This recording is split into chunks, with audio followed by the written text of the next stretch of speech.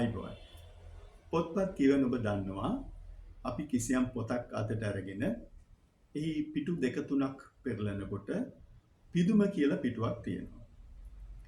මේ පිදුම කියලා කියන්නේ එක්තරා විදිහකින් පුද කිරීමක්, පූජාවක්, එහෙමත් නැත්නම් පූජෝපහාරයක්.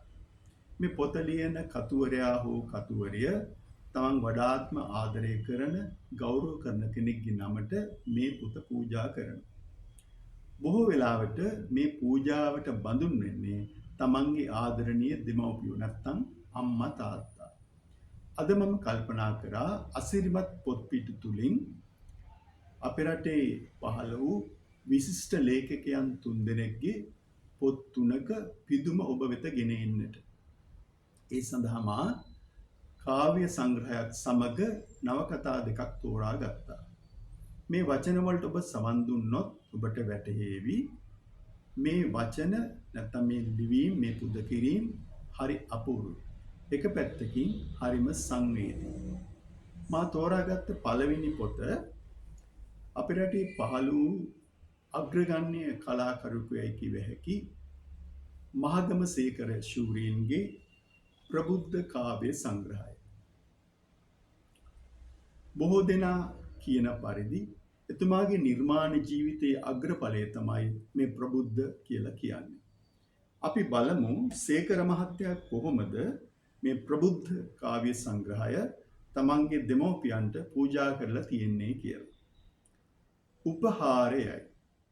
ඇවිද ලඳු පෙනි කැලෑ බිම්බල රැගෙන විත් තුන්හිරිය පංකොල යොදා කුකුළු සායම් රතු හා කොළ වියා නෙක් විසිතුරු රටා පැදුරු රටාවක් බව මේ මහා විශ්වය කුඩා කල සිටම මට කියා දුන් අම්මාට විසල් සුදු ඩිමයි කඩදාසි මත තබා මහ කවකටුව දිග රූල ඇඳනෙක් මෝස්තර මල් හා කොළ කපා කැටයම් ඉදු බොකුටු නියනි විශ්වෙහි රටාවම කලාවට නගන හැටි කුඩා කල සිටම මට කියා දුන් තාත්තාට.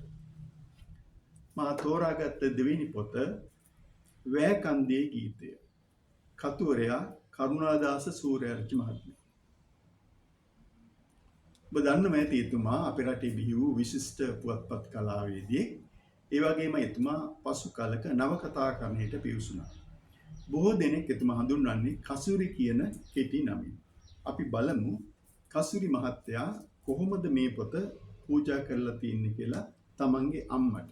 මේක හරි සංවේදී පිදුමක් කියලායි මට හිතෙන්නේ. අප අයනු කියවනු අසා සිටි, අයනු ආයනු ලියනු බලා සිටි. එහෙත් මා ලියන කිසිවක් නොකියවන නම ළඟ ඇඟිලි අස්සන තබන අම්මාට. මා තෝරාගත්ත තුන්වෙනි නැත්නම් අවසන් පොත නෝබර්ට් අයගමගේ මහත්තයා රචනා කළ කාල නදී ගලා බසී. මේ පොත 2014 වර්ෂයේදී හොඳම පොතට හිමි සාහිත්‍ය සම්මානය ලබා ගන්නවා. මට මතකයි එතුමා ලීව බොහෝ කෘති අපේ රටේ පාඨකයෝ බොහොම ආසාවෙන් වැළඳ ගත්තා. අපි බලමු කොහොමද නෝබර්ට් අයගමගේ මහත්තයා මේ පොත පූජා කරන්නේ කියලා.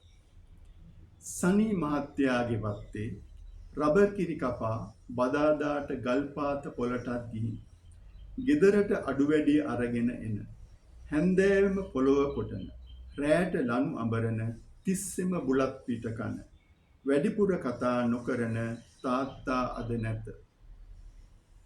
යශෝදරාවතී කවි රස කර කියමින් හඳපාය පුරෑ යාමි මාවත් තනියට ළඟින් තියාගෙන මිදුලේ පොල් අතු වියූ කුලියට ගොයන් කපා මට බස් සීසන් එක අරන් දුන් හැමදේටම අඬන නිතර කරකැවිල්ලෙන් පෙළුණු අම්මාද අද නැත.